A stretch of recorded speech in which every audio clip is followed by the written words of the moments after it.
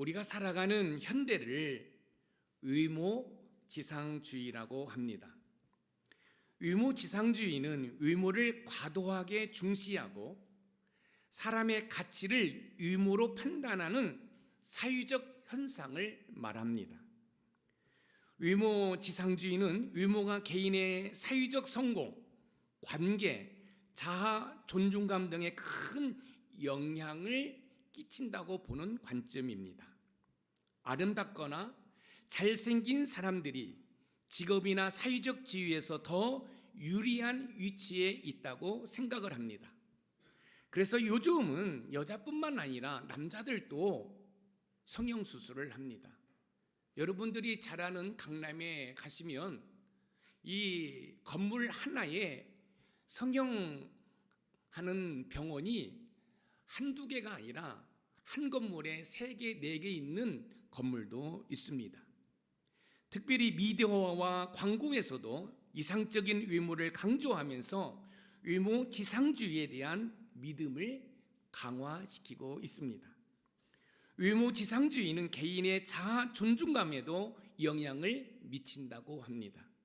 사람들이 자신의 외모에 대한 긍정적인 평가를 받지 못하면 낮은 자아 존중감을 경험할 수 있다고 합니다. 이는 특히 청소년들에게 큰 영향을 미치며 외모에 대한 집착이 증가하고 이는 건강하지 않는 다이어트, 성형수술의 행동으로 이어진다고 합니다. 외모에 대한 사회적 압력이 증가하면서 사람들이 자기의 외모를 개선하기 위해 많은 시간과 돈을 투자한다고 합니다. 이는 성형수술, 미용 제품을 구입하고 피트니스 등에 대한 수요 증가로 이어진다고 합니다. 하지만 외모지상주의는 사람의 가치를 외모에만 두기 때문에 심리적, 사회적, 문화적 문제를 일으킨다고 합니다. 이는 다양성과 개인의 고유성을 무시하고 비현실적인 외모 기준을 강요합니다. 외모지상주의를 극복하기 위해서는 내면의 아름다움과 다양한 가치들을 인정하고 존중하는 문화가 필요합니다. 외모지상주의와는 다르게 하나님께서는 속사람인 내면의 중심을 보신다라고 성경은 우리에게 가르쳐주고 있습니다. 사무엘상 16장 7절 말씀을 읽어보겠습니다. 시작. 여호와께서 사무엘에게 이르시되 그의 용모와 키를 보지 말라. 내가 이미 그를 버렸노라. 내가 보는 것은 사람과 같지 아니하니 사람은 외모를 보거니와 나 여호와는 중심을 보느니라 하시더라. 사람은 외모를 보거니와 나 여호와는 중심을 보느니라 하시더라. 하나님께서는 이 사무엘에게 말씀하시기를 사람들은 외모를 보지만 나는 사람의 내면을 본다, 속사람을 본다 라고 말씀을 하셨습니다. 하나님께서는 사람의 중심, 즉 속사람인 내면을 보신다는 말씀입니다. 하나님의 판단 기준과 사람의 판단 기준이 다르다는 것을 우리는 알 수 있습니다. 하나님의 판단 기준은 속사람 내면의 마음이고 사람의 판단 기준은 겉모습입니다. 그러므로 판단 기준을 바꾸지 아니하면 우리는 사람을 제대로 볼 수 없습니다. 사람들은 겉모습을 가꾸는 데는 많은 시간과 물질을 들이지만 속사람을 가꾸는 데는 별로 관심이 없는 것처럼 보입니다. 여기에 문제가 있습니다. 아무리 겉모습을 가꾼다고 해도 사람에게는 변화가 일어나지 않습니다. 왜냐하면 겉모습은 크게 속사람에게 영향을 끼치지 않기 때문에 그렇습니다. 반면에 속사람이 변화될 때 겉사람도 변화됩니다. 그럼 어떻게 하면 속사람인 내면이 변화될 수 있을까요? 오늘 본문을 통해서 내면의 회복을 우리는 꿈꿀 수가 있습니다. 그럼 본문을 통해서 우리의 속사람인 내면이 어떻게 하면 회복될 수 있을지 3가지로 살펴보면서 하나님의 은혜를 나누어 보겠습니다. 첫 번째, 내면의 회복은 그리스도의 제사로 된다는 사실입니다. 히브리서 기자는 오늘 본문 히브리서 9장 1절부터 성막과 제사, 제도에 대해서 하나하나 설명해 주고 있습니다. 지금 이제 여러분들이 그림으로 보고 계시는 것이 성막의 모습입니다. 저와 함께 성막의 내부를 하나 살펴보도록 하겠습니다. 여러분, 성막에는 문이 하나입니다. 왜 그럴까요? 구원의 문은 오직 예수 그리스도밖에 없다는 사실이지요. 나는 길이요 진리요 생명이니 나로 말미암지 않고는 아버지께로 올 자가 없다. 그래서 성막에는 여러분 문이 하나인데 큽니다. 왜요? 많은 영혼들이 들어올 수 있도록 하기 위해서 여러분 문이 커요. 그 다음에 이제 문을 지나면 뭐가 있습니까? 번제단이 있습니다. 번제단을 지나면 뭐가 있죠? 물두멍이 있습니다. 그리고 이 성막은 지성소와 성소로 나뉘어지는데, 여러분 이 성소를 들어가면 우측에 뭐가 있습니까? 떡상이 있습니다. 떡이 12개 있어요. 12지파 12제자를 상징하죠. 왼쪽에는 여러분 촛대가 있습니다. 이 촛대는 이 성막을 밝히고 있습니다. 여러분, 예수님은 떡이라고 말씀하셨습니다. 그 예수님은 빛이라고 말씀하셨습니다. 그리고 이제 정면에 보면은 뭐가 있습니까? 분향단이 있습니다. 여러분, 분향단, 향을 피우면 향이 올라가지요. 여러분, 성도들의 기도를 여러분 올려 보내는 거지요. 그 다음에 성소와 지성소를 가로막고 있는 휘장이 있습니다. 여러분, 휘장 안으로 들어가면 여러분 거기에는 속죄소가 있습니다. 그런데 그 안에는요, 만나를 담은 항아리, 돌비, 아론의 쌍난 지팡이가 있습니다. 여러분, 이 속죄소 위에는 스랍이 있지요. 여러분, 천사가 있습니다. 이곳에 하나님께서 임재하십니다. 그런데요, 여러분, 이 지성소는 대제사장만이 대속죄일에 한 번만 들어간다는 사실입니다. 하나님께서는 따먹지 말라는 선악과를 따먹은 그 결과로 인간을 여러분 에덴 동산에서 추방시킵니다.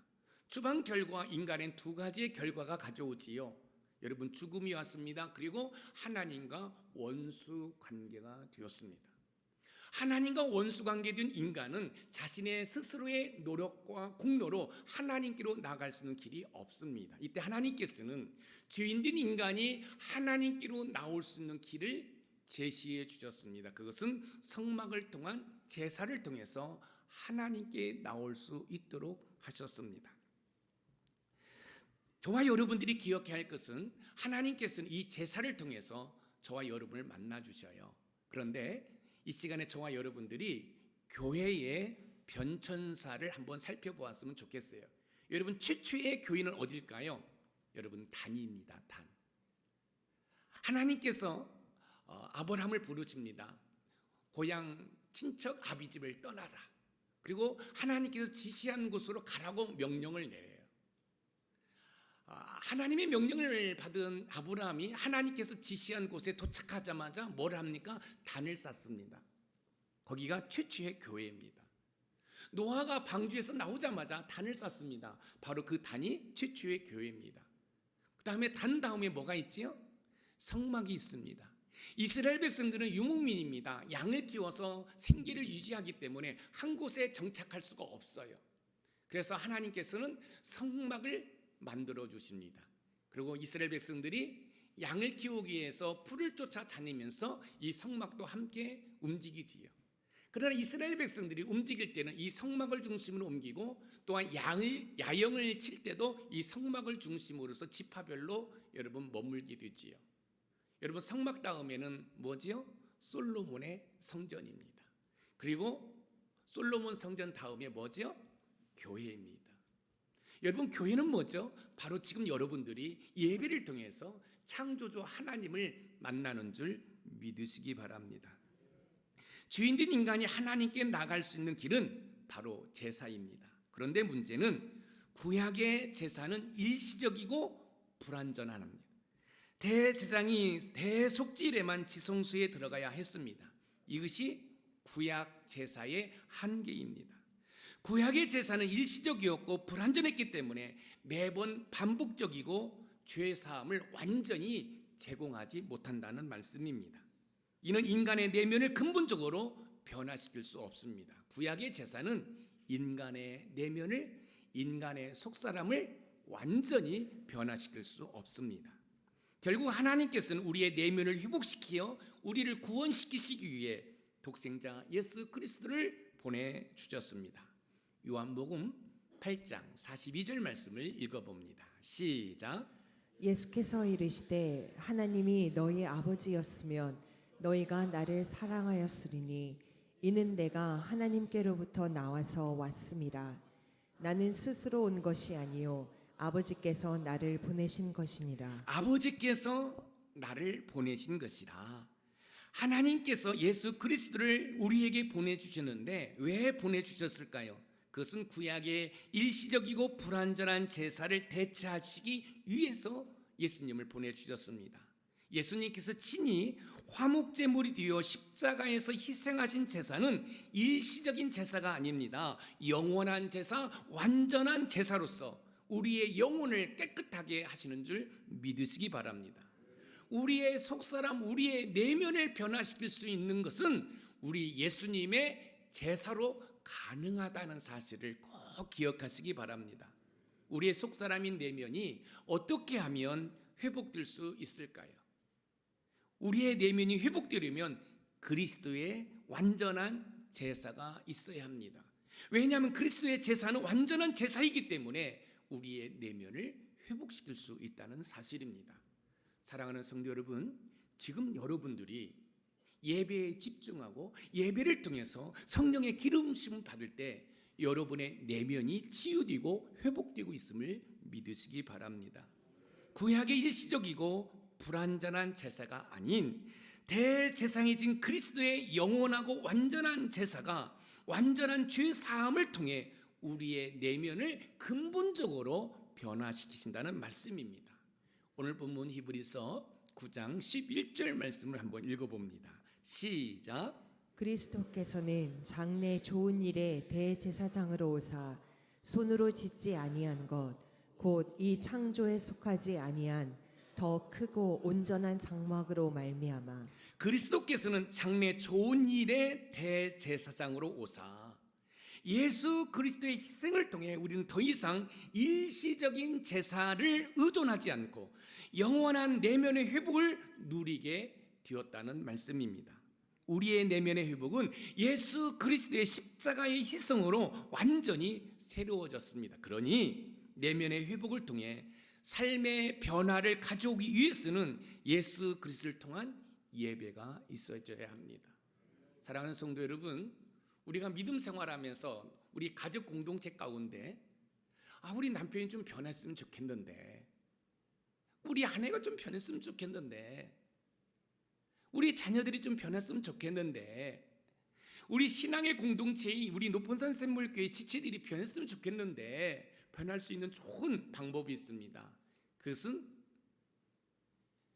여러분들이 예배의 성공자가 되셔서 여러분의 내면에 회복이 있으셔야 돼요. 여러분, 우리의 내면은 하나님께서 완벽하게 우리에게 허락해 주셨습니다. 그런데 이 땅에 살아가면서 학대로 또 이런저런 상처로 우리 내면이 다 갈기갈기 찢겨진 거예요. 그래서 자존감이 없는 거예요. 자신감이 없는 거예요. 그런데 예배를 통해서 우리의 속사람인 내면이 회복되는 거죠. 하나님께서 불어넣으신 잠재력이 회복되는 것이죠. 그러면 우리는 할 수 있다, 하면 된다, 해보자는 긍정의 믿음을 갖게 되고, 그렇기 때문에 우리는 긍정적이고 진취적이고 소망적인 삶을 살면서 하나님의 때에 하나님의 방법으로 하나님의 사람을 통해 하나님께서 친히 역사하신다는 사실을 가지고 우리는 최선의 삶을 살아갈 수가 있는 것입니다. 예배를 통한 내면의 회복을 통해 삶의 변화를 경험하시기를 주님의 이름으로 축복합니다. 두 번째 내면의 회복은 그리스도의 보혈로 되어집니다. 내면의 회복은 그리스도의 완전하고 영원한 제사를 드리게 흘린 보혈로 되어집니다. 오늘 본문 히브리서 9장 12절 말씀을 읽어보겠습니다. 시작. 염소와 송아지의 피로 하지 아니하고 오직 자기의 피로 영원한 속죄를 이루사 단번에 성소에 들어가셨느니라. 염소와 송아지의 피로 하지 아니하고 오직 자기의 피로, 예수 그리스도께서는 구약의 성막보다 더 크고 온전한 성막을 통해 하늘 성소에 들어가셨고, 염소나 송아지의 피가 아닌 자신의 피로 우리의 죄를 깨끗하게 씻겨주셨습니다. 히브리서 9장 21절에서 22절 말씀을 읽어봅니다. 시작. 또한 이와 같이 피를 장막과 섬기는 일에 쓰는 모든 그릇에 뿌렸느니라. 율법을 따라 거의 모든 물건이 피로써 정결하게 되나니 피 흘림이 없은즉 사함이 없느니라. 거의 모든 물건이 피로써 정결하게 되나니 예수 그리스도의 보혈은 일시적인 속죄가 아니라 영원한 구속을 이루셨습니다. 이는 우리 내면이 깨끗하게 되고 하나님과의 관계가 회복되었음을 의미하는 거예요. 여러분, 저희 주특기가 뭐예요? 성령 하나님을 의지하는 거지요. 십자가와 보혈에 분명한 확신을 가지고 있지요. 그런데 제가 보혈을 뿌리고 덮고 바를 때 여러분 이 겉사람에게만 뿌렸다라는 사실이에요. 그런데 여러분 아무리 이 겉사람한테 뿌린다 할지라도 여러분 변화가 없습니다. 그런데요, 우리의 속사람, 우리의 내면에 보혈을 뿌리고 덮고 바를 때 우리의 생각의 변화가 일어나고 우리의 마음의 변화가 일어나고 그러므로 말미암아 우리의 행동의 변화가 일어나므로 우리의 겉사람도 변화가 일어남을 믿으시기 바랍니다. 아무리 우리가 얼굴을 치장하고 예쁘게 화장을 한다 할지라도 여러분 우리의 내면은 변화되지 않아요. 그런데 여러분 우리의 내면이 예수 그리스도의 보혈로 여러분 변화가 일어날 때 여러분 우리의 겉모습도 우리의 행동에도 변화가 일어나는 줄 믿으시기 바랍니다.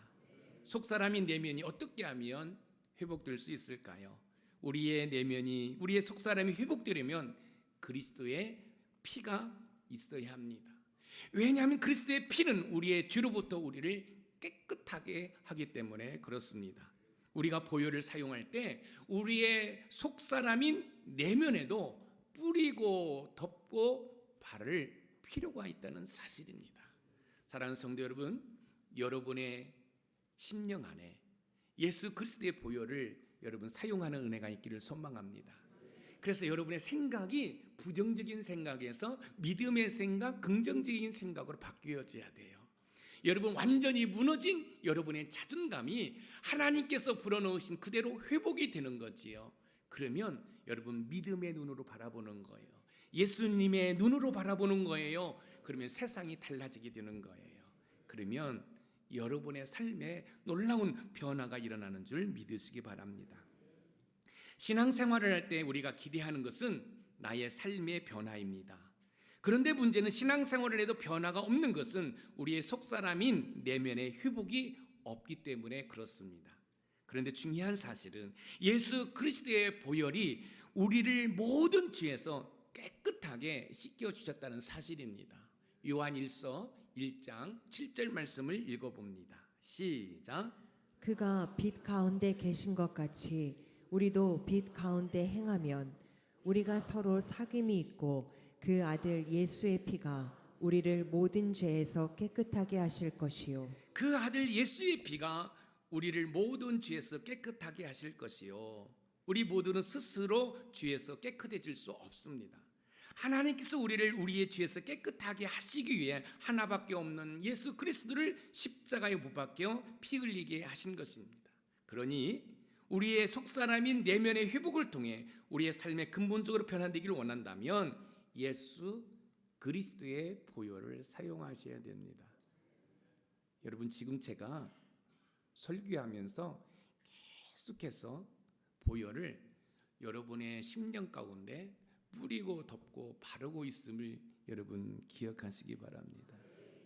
지금 제가 설교하면서도 제 내면에는요 지금 보혈을 여러분의 속사람, 여러분의 내면에 지금 뿌리고 덮고 바르고 있어요.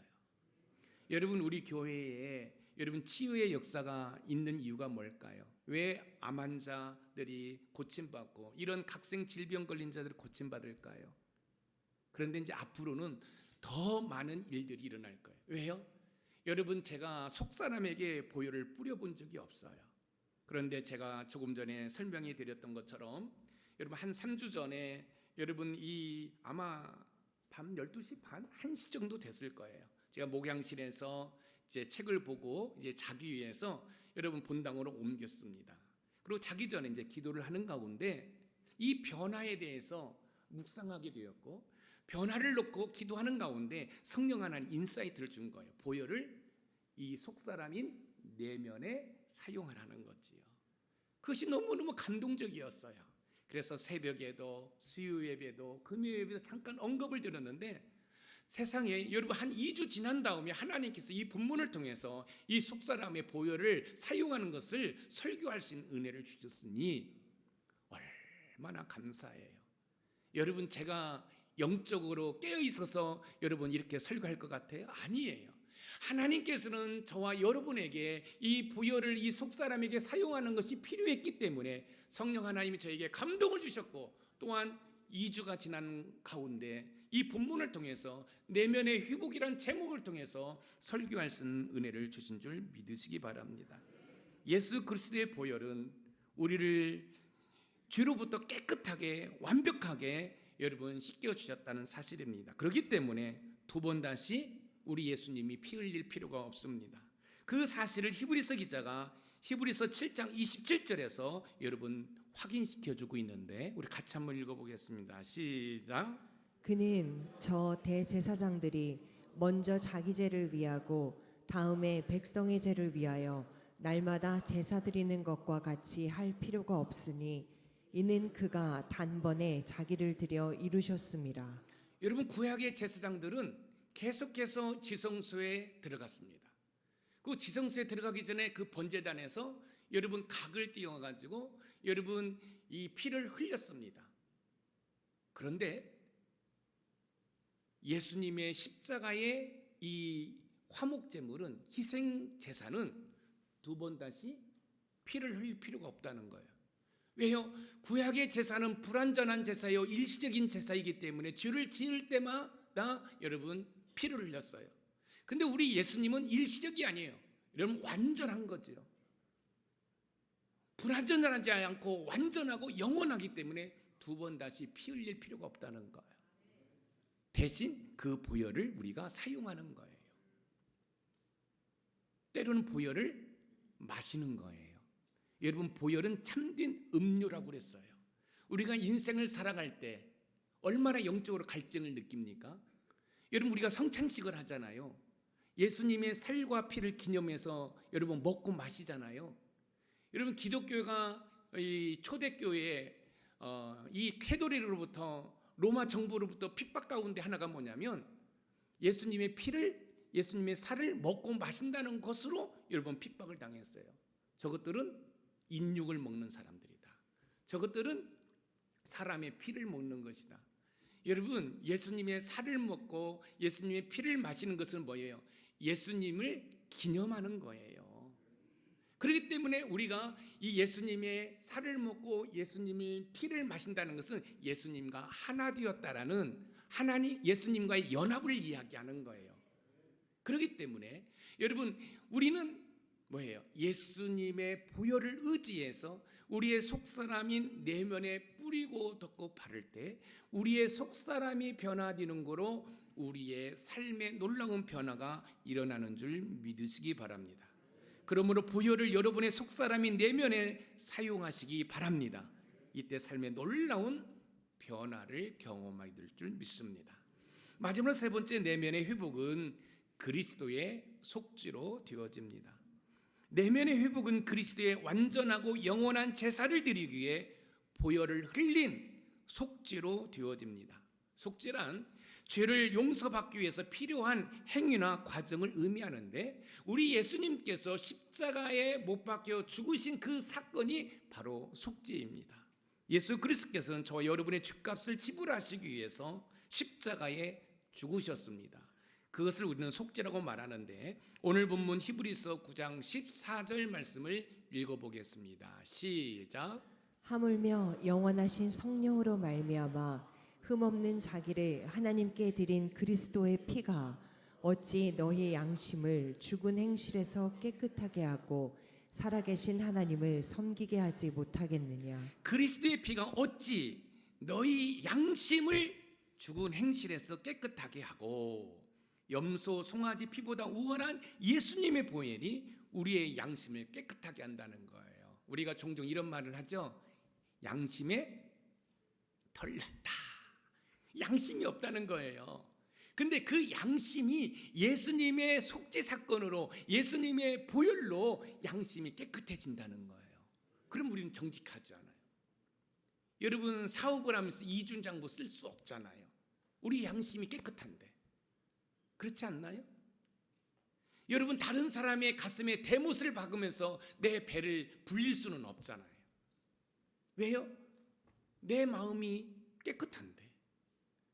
우리가 예수님을 믿으면서도 우리의 양심이 털났기 때문에 이중장부를 쓰고 세금을 탈루하고 여러분 다른 사람의 가슴에 대못을 박으면서 사기치는 그런 일들이 얼마나 많이 있습니까? 그런데 예수님의 속죄 사건으로 우리의 내면이 새로워짐으로 말미암아 우리는 정직한 삶을 살아갈 수밖에 없는 것입니다. 그리스도의 속죄 사역으로 우리의 양심이 깨끗해진다는 사실을 기억할 필요가 있습니다. 예수님의 보혈을 우리의 내면에 뿌리고 덮고 바르는 사역을 통해 우리의 내면이 깨끗해집니다. 그러므로 우리의 속사람이 깨끗해짐으로 그 속사람이 깨끗해짐으로 우리의 겉사람의 행동도 여러분 달라진다는 말씀입니다. 신앙생활을 하는 우리가 변화를 경험하지 못하는 이유는 우리의 내면이 예수 그리스도의 보혈로 깨끗해지지 않았기 때문에 그렇습니다. 그러므로 우리의 속사람인 내면을 예수 그리스도의 보혈로 깨끗해지기 위해서 보혈을 여러분의 속사람인 내면에 뿌리고 덮고 바르시는 은혜가 있기를 소망합니다. 여러분의 자녀들이 순종하지 않아요? 그러면 잘 때 기도하세요. 내가 예수 그리스도의 이름으로 보혈의 능력을 주장하여 보혈을 우리 사랑하는 자녀의 생각과 마음에 뿌리노니 변화가 일어날지어다. 그럼 엄마와 함께 예배드릴 수 있어요. 한번 해보세요.